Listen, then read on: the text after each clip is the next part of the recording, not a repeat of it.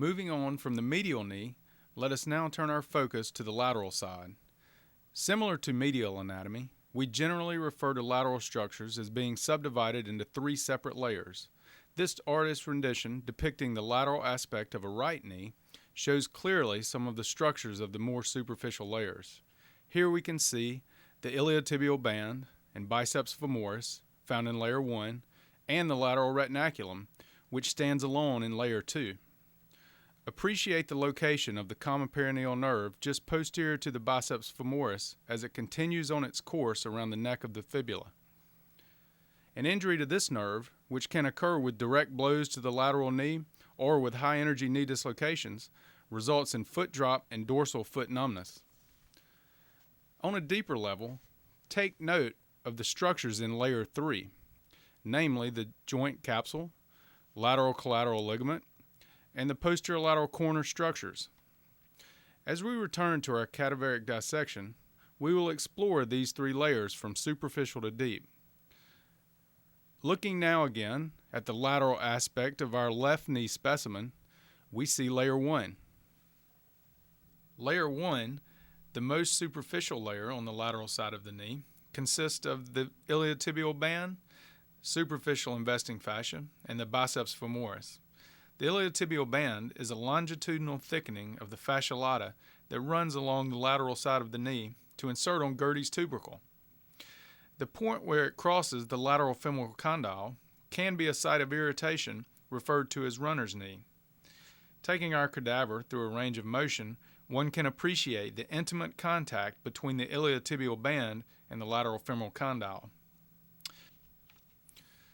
Also in layer 1, we see the biceps femoris as it inserts on the proximal fibula. The biceps is formed from two heads, a long head arising from the ischial tuberosity, which is innervated by the tibial branch of the sciatic nerve, and a short head, innervated by the common popliteal branch of the sciatic nerve.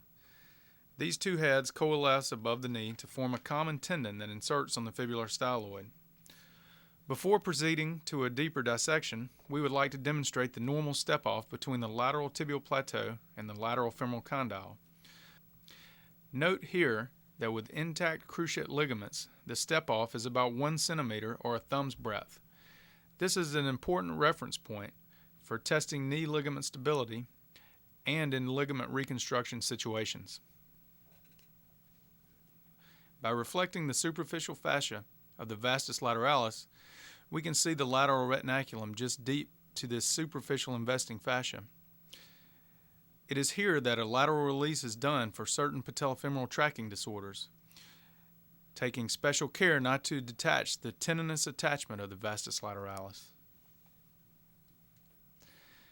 As we proceed to layer 3, we are now retracting layer 1, the iliotibial band and the biceps tendon, as well as layer 2, the lateral retinaculum, to reveal the deepest structures of the lateral knee, which consist of the lateral collateral ligament running from the lateral epicondyle to the fibular head, the peroneal nerve coursing around the fibular neck, the popliteus, whose tendon arises from the lateral femur and courses distally to insert on the proximal tibia posteriorly, the popliteofibular ligament, which runs from the popliteus tendon to the proximal fibula, as well as the arcuate ligament, which runs from the posterior femur to the proximal fibula.